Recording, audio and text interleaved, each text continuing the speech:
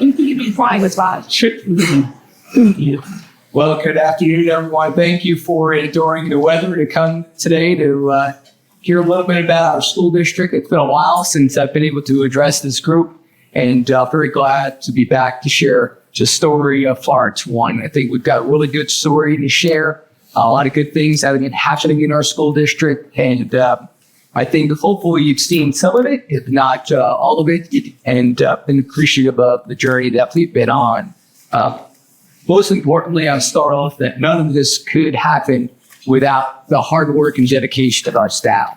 I've got unbelievable board, and you see, and it's my 7th year, so I don't have to kiss my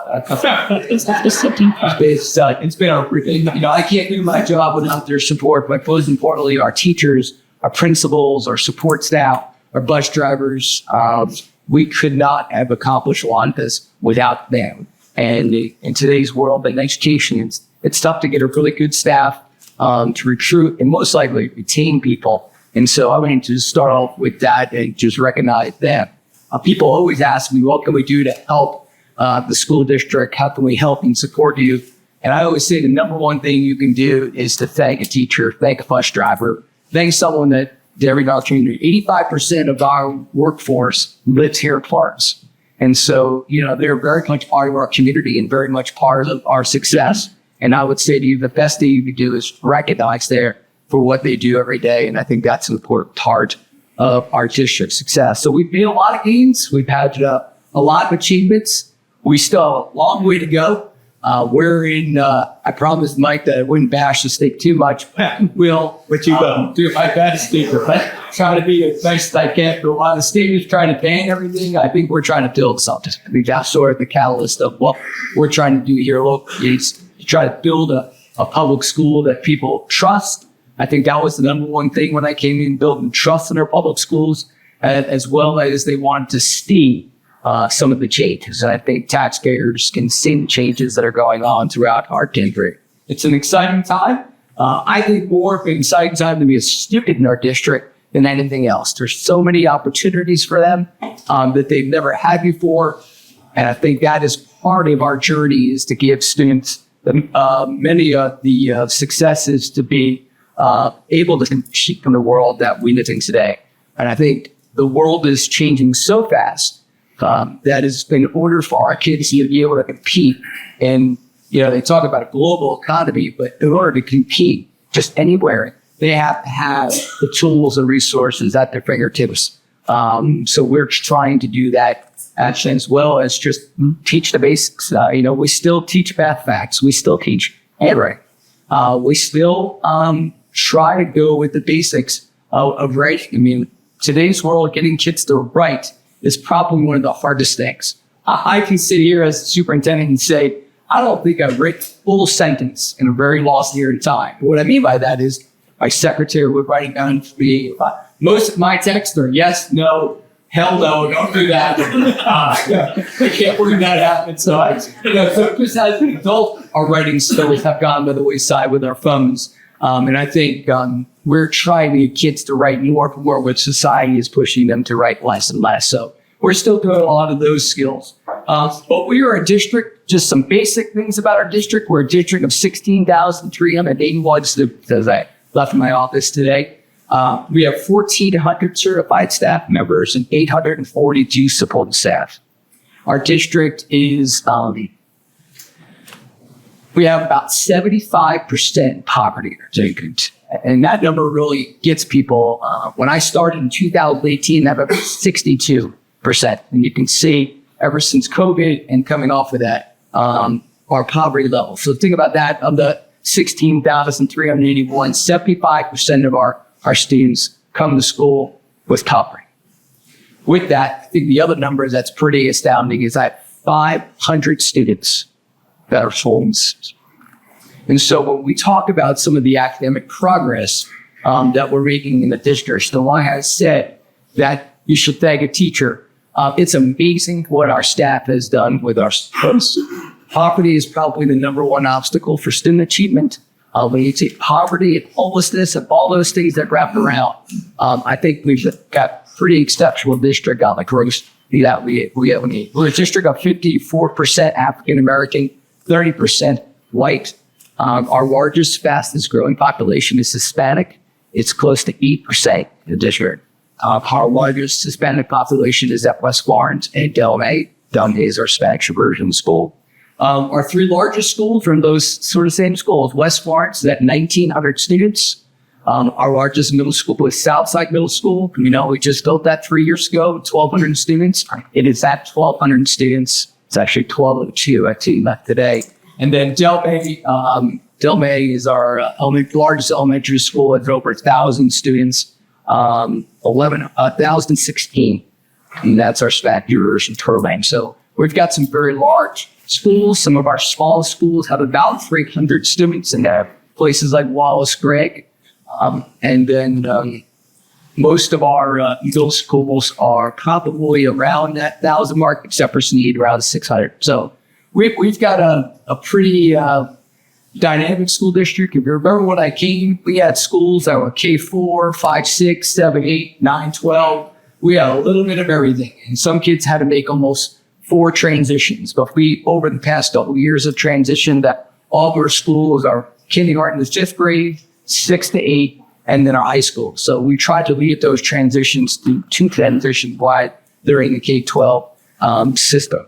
So we are the second largest employer in Florence County, and we do a lot in Florence. So I talk about the finances. We'll talk a little bit about that. But that's our district, and most people don't realize, I think we have 2 schools that are not majority, minority in them. So I think most of our schools are 50-50 as far as black and white, and that's come a long way. When I came in, there were only 14 out of 21 schools that had that balance to it. So we're a pretty diverse school district, and we also have in every school that diversity represented as well. Let me talk a little bit about the academic progress, and we talked about more opportunities for kids. I think this is what is and how we are judged. But we constantly have to face challenges of moving targets. And what I mean by that is, if things stayed static, I think we would see even better academic improvements. But the state likes to move the needle every once in a while when public schools start to do well. And so we are always trying to challenge where we are. But I think the one place that we really made rich strides is in our STEM programs and our opportunities for our students, whether it be biomedical or engineering. We have STAR labs. So these are what all of us used to go to the planetarium. Now they're actually mobile. Bring them into the schools, can go in there. But teachers can teach not just about astronomy, but they can teach math. They can do that. And it's just another way to motivate kids to learn. We have our STEM bus. We have drones. We have video game design, cybersecurity, robotics. And that's everywhere from kindergarten all the way up to the high school. So we get those opportunities at a very young age, more than in just one area. So we have really opened up for STEM. We have more than 20 AP classes. When I came in, we had 8 in the school district. We have more than 20 now. And we have the second largest IB program in the state, which continues after IBC in our pamphlet that has been going on for quite a long time. It continues to grow and continues to improve and excel. Our arts are another place that we've made large investments, millions of dollars in instruments and resources and opportunities for our students. We have 23 all-state musicians this year, 83 honor band. West Florence won the lower state championship, and many of our staff, administrators, and our teachers have won state acquired awards. So we're really proud of our arts program and the investments that we've made. We truly believe that, our education is about the full child, and we try to make sure that we're reaching every student. If you're not good in athletics and you like the arts, we even have an esports. And so if they don't fit into any of those things, we're leading in that area as well. So we're really trying to invest in all of our students and capture their skills throughout.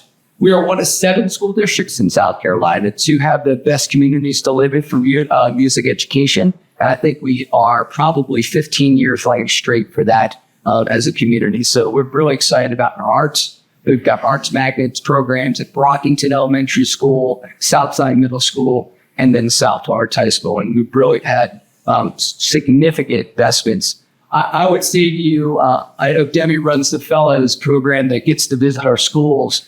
And if you haven't been part of that program, it's probably too late to go this year, but please get an opportunity. When I first came, it was the opportunity for members of our community to see how bad our schools were. Help us. It was kind of pathetic if you ask me. So coming here, now it's an opportunity for us to showcase our schools. And we're really proud that you can see any one of our schools performing academically. The program are offered throughout. And so that is one thing I'd say to the community. Take a look inside our schools. It's much different than what maybe you have seen in the past. In the last 2 years, we won the Palmetto's Finest Award. 2 of our schools 2 years ago, it was Moore Middle School that won that award. And then this past year, it was Del May School. And that is an award given to the best new in-the-state middle school or elementary school in the state. That is an external group of panelists that come and do 2 visits and recognize that school, those schools. So, for a school district, we actually had 3 schools nominated. Carver was one of the finalists as well, but they didn't win. But to have 3 schools to be nominated, 2 schools back to back, I'll talk about a little later, which makes them very popular in the state. They don't like those type of things, and us winning the award. In 2018, when I came, just think about some more academics, 60% of our schools were at the bottom 2 categories in the state. State ranks our schools from school report card, excellent, good, average, below average, unsatisfactory. 60% of our schools were on the bottom 2 levels. We only have 1 school that was excellent. Royal, and I'm sure somebody will ask me a question about after a while. But we have definitely changed that dynamic. We are now sitting at 75% of our schools are either in the excellent or the good category. We have 4 schools that are in the average. So we've really changed where our schools are and our academic approach. That's something that the state constantly changes as well, the metric for that. So it's hard to measure apples to apples sometimes, but we definitely moved the needle for all of our schools. We got 75% of the top 2 categories. We're really proud of that. Our graduation rates, I talk about it all the time. We're still at 98%. We rank in the top 5 in the state. We've been as high as 3. With the school district of 75% poverty, majority African American, 500 students homeless. To have graduation rates at that level was pretty good. The top 2 are always Fort Mill and Clover. And what I call Fort Mill and Clover, they're the 90% of their kids are white and 10% poverty, and 90% of their kids come from somewhere else other than South Carolina. And you've seen it grow and things like that. So when we're competing against those types of schools, I think we're in a really good position knowing where our kids are. And year after year, this will be probably the 5th year that we've had over a 90% graduation rate.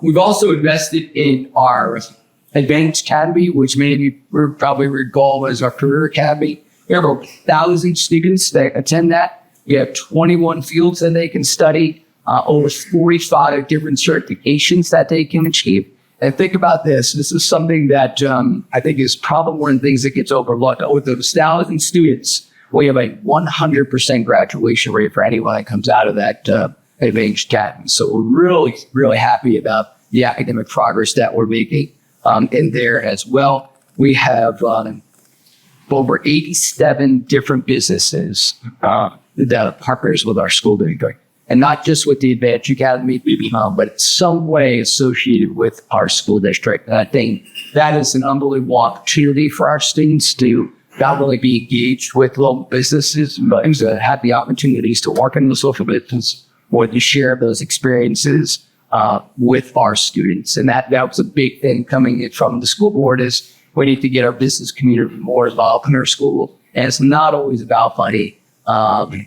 It's about having the opportunities and experiences for our students to share and work with our business so they can see how where our public schools really are. We've also made some really very good gains on our state tests. Our state is a growth model, which is a good thing for us. What I mean by that is It's not just comparing this third grade to the following year's third grade. It follows kids and their growth. And that's good for us because every student is on a different journey of when that might inflate. It also helps us with other things such as special education, students English as a second language, so we can show that kids are showing growth. So 2 years ago, every grade 3 to 8 language arts and math, that's what we're tested in, had grown at least 10%. And that's a significant part of what we're trying to do. This year, we also had growth in every grade except for 6 to 8. We were down or stayed the same language arts in grades 6 to 8, but all the elementary grades showed growth in ELA and math. And that to have that year after year is something I'll say later on is an obstacle. To sustain this is much harder. I tell my staff that I think it's easy to get to the top, but when you're at the top, it's harder to see. And to sustain this type of growth every year is a hard thing to do. And that was something that we're really working hard on. Our high school, we take these end of the course, we call VOCs, and they're in 4 different areas: English, algebra, biology, and U.S. history. We've seen growth year after year on that. It's really hard to get high school kids to carry down tested at middle of May. But we've seen some growth there. We've got about 4% growth in English, 7% in algebra, biology, 4%. But for some reason, we can't get our U.S. history scores up. I don't know what is happening there. I was kind of throwing more than joking there. Against it, but U.S. history we struggle with. We can't seem to make a lot of growth in that, but it's something that we're working on. This year, as a sports, I'm not allowed to say I'm sort of Margot to get trouble. I'll talk about my trouble later on, but this year we have that 10% growth in math. In grades 3 to 8, 7% with ELA.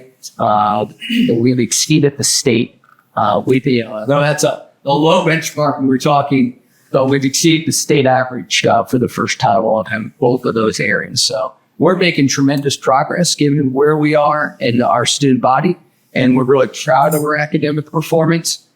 We've got a long way to go, but I think academically, the opportunities to provide our students increase in areas such as, if you haven't been able to see our farm that we opened up 2 years ago, that's more opportunities for kids to have different types of opportunities that happen out there. And we really relate a lot to connections in the farm as well as much as we have our Kids for Advantage Academy come out. We have a local landscaper that teaches them about irrigation. Our elementary kids plant flowers. Our middle school kids put them in the greenhouse, and those flowers that are growing are what you see in our schools and from our schools. So there's really a connection for kids to be able to grow things, see them grow, and then see them where they go to attend school. So it's sort of that full cycle with the local business trying to help as well. So we're really excited about those connections with academics.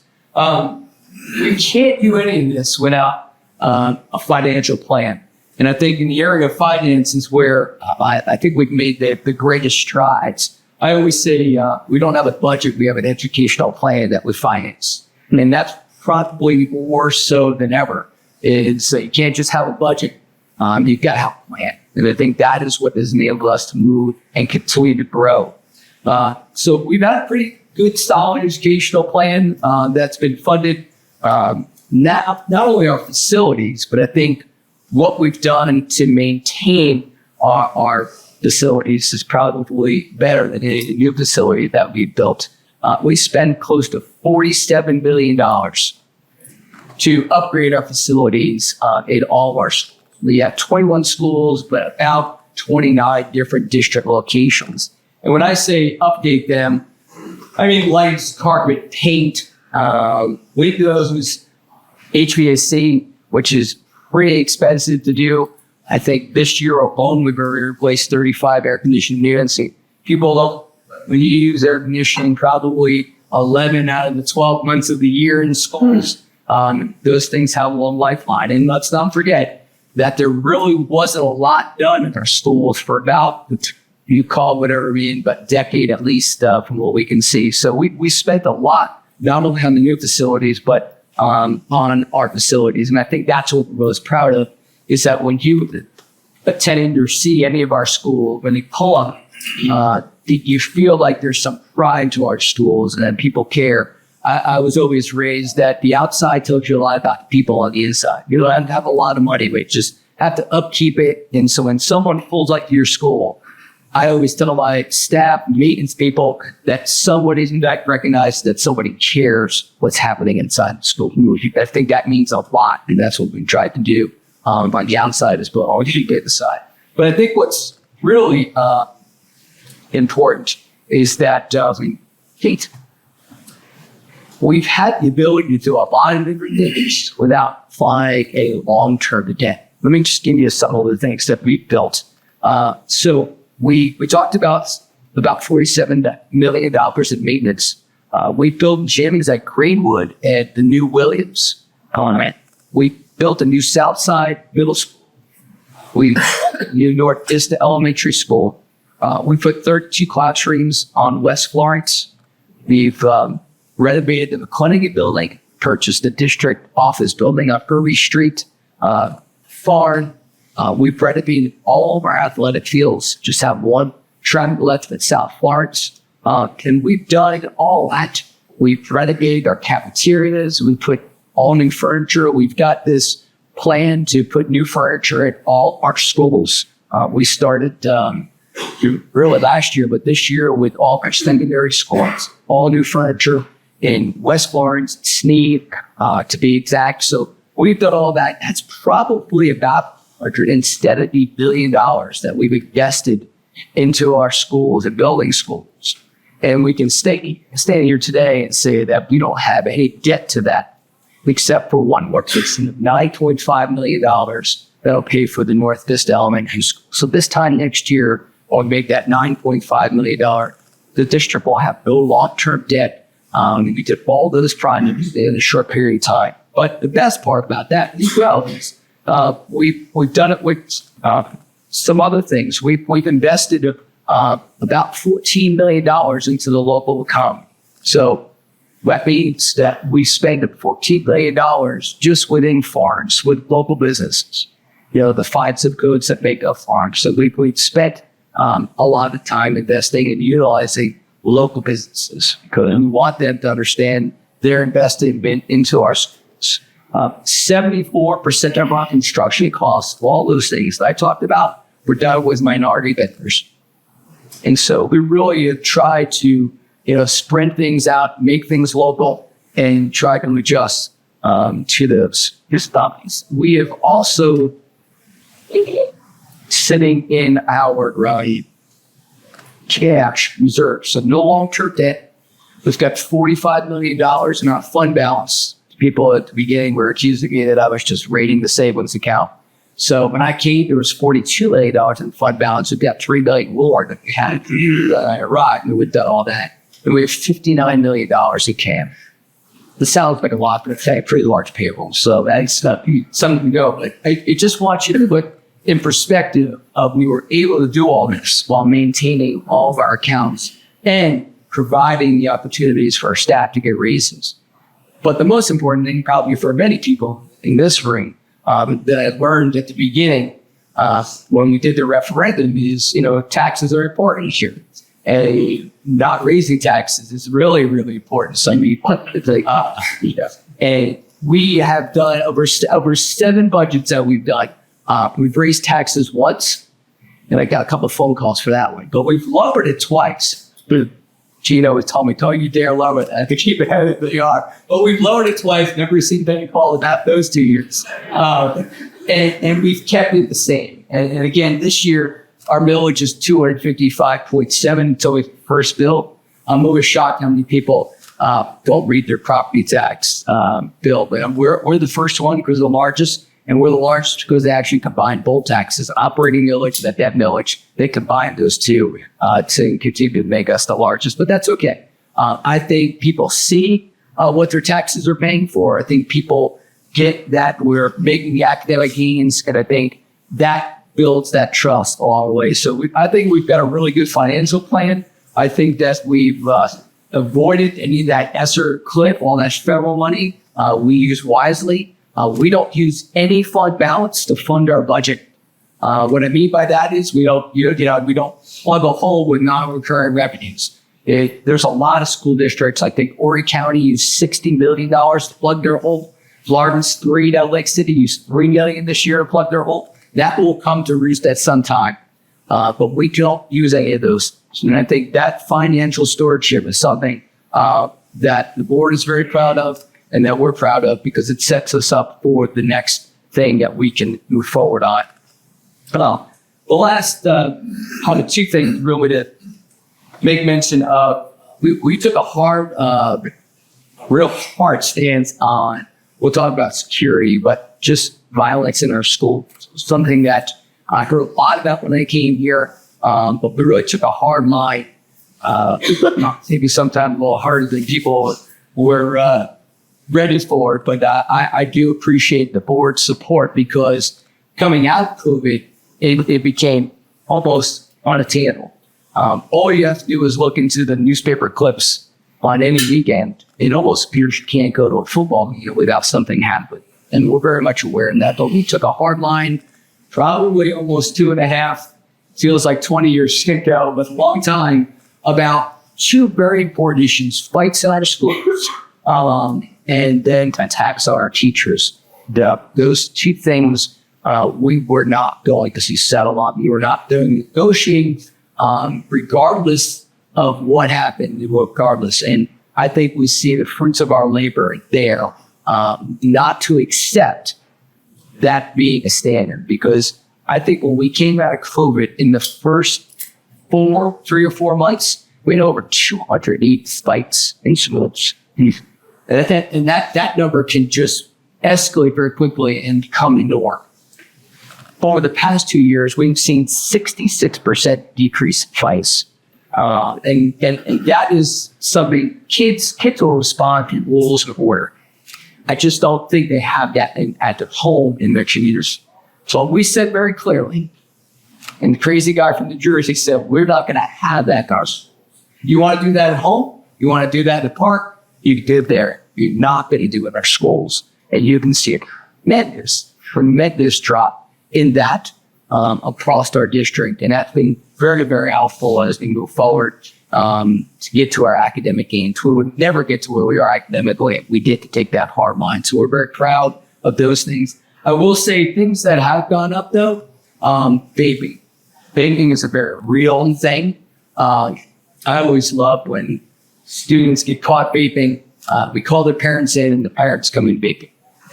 But it's almost the same thing when we get somebody for a clothing violation. The mom gets interest less than the student that we're getting sent home to. So it's always an interesting dialogue to do that. But vaping is a very, very serious issue. It continues to grow, and it continues to up itself in what they put into vape. It's not just that smoke, but marijuana and other things that lead to a much higher rate of drug use. So vaping becomes a big issue. We've seen a big uptick in that. We've got vaping monitors all over, but it's just something that it's hard to control. You ask any of our high school principals, they have a desk and it's filled with vapes. We take one away, they just get another one and go on. But it's definitely something society is going to have to contend with. That's when we move forward. But as far as security, I think we run our schools very in a safe way. We've got metal detectors, we've got SROs. Last year, we put armed private security in all of our elementary schools. Our schools, unfortunately, today's world are always on lockdown. Our rule is that all doors are locked and students are there. If you saw the latest shootings that happened, that was one of the things. The teacher went outside, and that's when the teacher had left the breeze and was shot. We don't want that. We want to make sure that that's the last thing the teacher has to worry about is locking your door, things like that. So we're always in lockdown. Fortunately, we do perimeter checks with all of our campus security and things like that. We've got QR codes all around our campuses, so we can evaluate where all our campus security and SROs are throughout the day. So they're moving about. We've got technology that monitors your Chromebooks and your emails and your anything that goes to our servers, so we can get to a point of monitoring anything that may happen. Social media, as you probably see all the time, there's always kids that pass things along, and you don't understand the chaos that it occurs. But I will say though that what makes my job a lot easier is having a great relationship with the sheriff, and having a relationship with the sheriff who really cares about keeping schools safe and really cares about making sure that we get all resources can makes my job a lot better and a lot safer for all of us in Florence. So I'd want to make sure I recognize him as well. We do drills. Our state says we should do drills twice a year. We do them every month. So we kind of always are happy with that. If you saw last week, we digitized a lot of our school buildings now. As you used to have an emergency, you used to throw the blueprint of the school on there and say, this is where the classroom is. All that's digital now. If anybody makes a call to 911, we can ping it right to the classroom. So when the police arrive or on their way to the scene, they know right exactly where in this building the incident occurring. So I think all those things are really good tools for our law enforcement as well. At that partnership cannot be understated. And just to kind of conclude in a couple of things we have looking forward for the future, I start with our obstacles. Student achievement is still one of our obstacles. I think math is something we've got to do better. Much more U.S. history as well, but I think our math skills have to go. I think our teacher shortage. I think it's more about we're in a mode of retention more than recruitment. It's getting harder and harder to compete against oceans and school districts that have large local economies where they get taxed and paying more. So retention becomes a big thing for us as we move forward. I think in the secondary level is probably where we see the most in our teacher shortage, especially in the field of math and science. And that those will be some obstacles that we're going to have to overcome. And then I said earlier on, we talked about sustainability. How do we sustain this? That's going to be something that we look forward to. How do we sustain our transportation? Being a bus driver today is not an easy job. Actually, never was an easy job. But if you can drive 100 boxes or 50 screaming middle schoolers, with their shoes. So it's becoming sort of a lost art. Our custodial staff, our transportation staff that stay with us probably at the time and retire. But that seems to be something. And then I would say mental health. Mental health is real. For us, we've been dealing with it since I arrived and really putting different resources into our schools. But it's not that breaking up with a boyfriend or girlfriend. It's not about not being able to get into that college. It's longer. I will tell you that I put a 16-year-old female in you could pick any one of our high schools and an ambulance every week that actually tried to carry out some sort of plan to commit suicide. But most of that are family issues, the grouping to some family, things that go on. When you have 75% poverty, we may not see it, but it's in our community. Those things are really bad. Some places where our kids are. I get a lot of heat sometimes when I don't cancel school for rain or something like that. But there's a lot of things that go into that decision, not just about canceling school, virtually. I sometimes have to think about that's going to be the only meal those kids eat all day. Or I know sometimes all they're going to spend all night. So those are some of the decisions that I have to make, and it makes those choices all along the way. But most people don't realize that. So those are some of our obstacles. As you probably heard, that the board we conducted a demography study, which kind of gave I call it a mathematical way to look at where we will be in 5 years for enrollment, where we might be in 10 years. Because if we set ourselves up financially with all the different things that are going on, we got to make sure that we're putting our money in the correct places from our facility standpoint as well. But the good news was that we didn't we're not going to have much growth from the school district's perspective. Elementary enrollment up to the next 10 years might be 10%. Middle school will remain flat. And then high school actually will go down about 10%. So, we're put ourselves in a really good spot. What's interesting that came out of it that I really never thought of, but 70% of the homeowners in Florence do not have kids in school. I didn't realize that until I realized I'm one. So I just thought that it's not the old people, but I guess I'm in that category now. And praising you very carefully. But only 30% of our residents have kids in the NP school age children. So that is why you see that over the next time. That growth will come eventually in the elementary schools and will eventually work our way up. 3 schools in the elementary, Lucy T will see the most growth.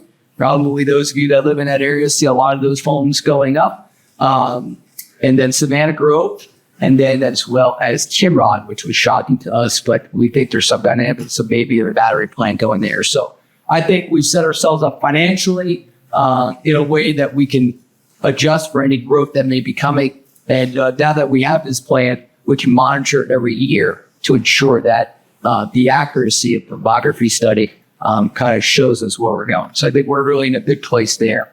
What we're working on for the future, we're working on school district 2 certifications. The first one is being a Purple Heart school. And what that means is that we're military friendly. And so we are working to be a military friendly school that will, we have probably rank in the top 10 as military families that are in our school district. So we want to make sure that we're one of those. And we hope to receive that certification at a ceremony on Veterans Day coming up very shortly in November. So we're excited about that. The other one I shared with the board the other evening was becoming a Blue Zone certification district. This is probably a little bit Star Trek for people, but this is about health and wellness. If you know anything about Blue Zones or you've watched the Netflix series, it's about trying to be living longer and healthy lifestyles. And so we're really glad that our healthcare providers have joined with us to tackle this problem here in Florence and just becoming a healthier wellness for our staff and our students, and eventually I think it's spill over to our community. That will take approximately about 3 years to do, but it's really exciting to tackle that. We're one of only 2 school districts in the nation to do that, as well as there are many municipalities, including Columbia, South Carolina, that are doing this as well. Our Pointer School of Innovation for Healthcare, you can see that is starting. That's going to take about 18 months. That is a workforce development project with our healthcare. If you think we have a shortage, you should talk to the people that work in healthcare. They have a far larger forecast of what they'll need, and this will be a nice opportunity for our students and our community to be trained in healthcare. We're excited about that as moving forward. We have one new school to build. That'll be Savannah Grove, and it comes off a demography study that says that that'll grow as well. That's in the rural, southern part of Florence County. So that'll be our next school that will be built. I still have a vision for building an aquatic center and putting that here in Florence somewhere. So we hope to get that moving, as well as I talked earlier about a track at South Florence that'll sort of take care of all of our high school athletic facilities. We have a vision for teacher housing, whether those are apartments or creating a teacher village to help us with that retention and recruitment. And that'll be something that we'll tackle down the road. And then one of my favorite things in the board is passing first artificial intelligence policy. I think our kids need to be on the forefront of AI. And so we passed the first reading of an AI policy so we can develop a pretty comprehensive way to how we can use it in our schools, both from teaching and how students can use it. I think if we wait, it'll pass us by. And I think if we wait because we're afraid of kids cheating and things like that, you have no idea what they're doing with their cell phones right now. I think that's really something that we are looking forward to doing as well. I'll leave you with this, and I appreciate the support that I've had from my board, my community, my wife, which is here today, so I can share some of these things with her. But it has been easy to get with her. Tricia said this is my 7th year, and only the good Lord has kept me here going. And it's been a really good run, but it has not been easy. We've tackled some really serious issues, and we've tackled some things that may not have been easy to do, such as corruption within our school district, charter schools that were taking money from us for years. We've tried to tackle things like being an appointment agency and not being a school district. Those were not easy. Those took hard decisions and ruffled a lot of feathers. I've always said, I'm not a good old boy, not going to be a good old boy, but I would be someone who fought for kids every day, as someone who operated a school district that needed to be operated in the way and the manner it should be. And I'm very grateful that the Lord gave me people like on the board who feel the same way. But I will tell you, and I'll sort of leave with this. When we take on things like minimally adequate, when we take on local corruption, you're going to make enemies. And let me just give you an idea, and I've never shared this, and I just thought today was important. This school district has gone through 71 audits. Think about that. 5 years at 71 audits. That is, without trying to say I'm standing here like Trump, using the government to get back to you. For someone who wants to be good at Vegas, to be fun kids. 71. You do the math, 5 years. I've had 3 sled investigations against me personally. They can't investigate our food service, our charter school, pretty much shown. But they'll come after me. And about 2 ethic charges filed against me personally. I don't say that because I want any sympathy. Never shared that with my memory as well. But what I'm trying to say here, I want you to listen to, is that Florence needs leadership. Doesn't need anyone to just go along to go. If you're not willing to stand up, Florence isn't going to be better. And I know a lot of you in this room want Florence to be better. I thank God every day that Gene Leatherman stood up for me at the beginning when I wanted to get Red Plane. I know now, in her heart, she wants Florence to do better and be better. And she knew it. So I ask all of you here today, there's many of you in this room that have leadership positions for which you strive to that. You need to take it up. You need to join us in making Florence better. They'll come after you. They always will. But if you're doing the right thing, that will wait. I'll leave with this. Don't let them wait. Thank you very much.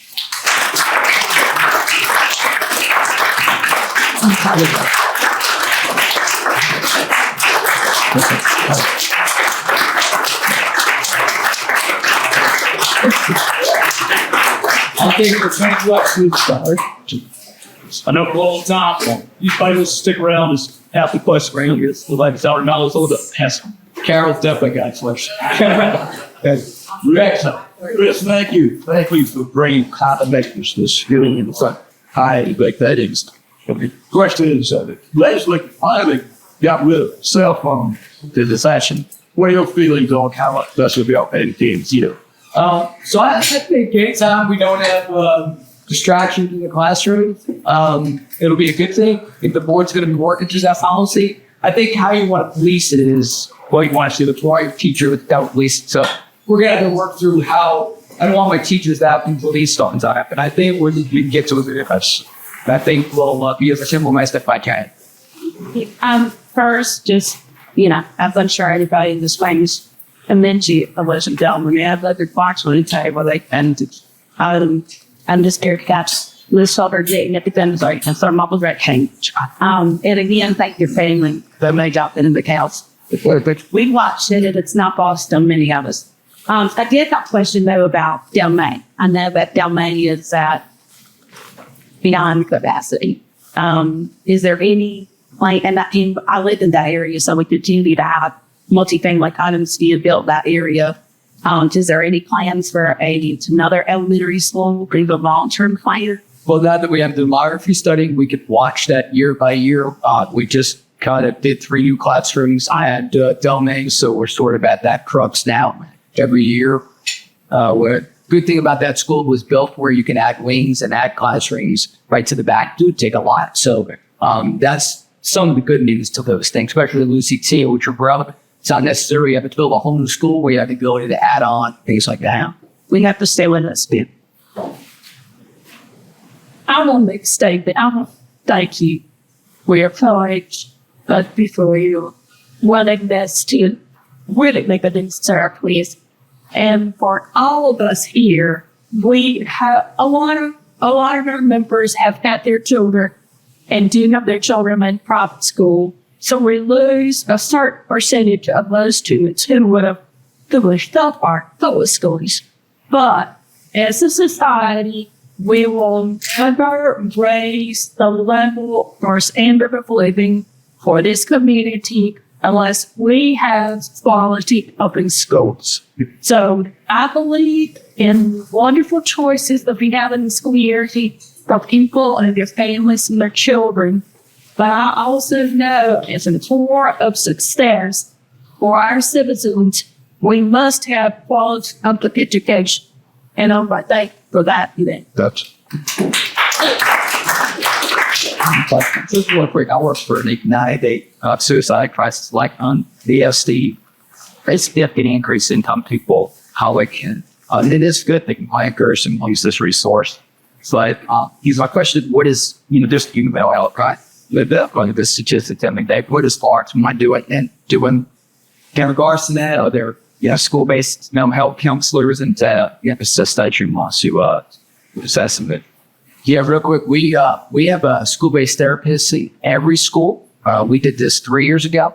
Not funded through any grants or anything, funded through our general legal funds. There are actually multiple in some of our middle schools and high schools, as well as many resources with community services to provide. So I think we've got really robust mental health program for our schools. Matter of fact, we're working the DSS at the state level. That's hired Care Nova to look at Florence One so they can replicate our programs of mental health throughout all of South Carolina and North Carolina. So we're working with them as well. So, we've been on this for a while. It's actually getting very much, as you had said, to us that the system that is rooted and the services that we need to provide. I'll leave it at that so we can head out. Thank you, everyone.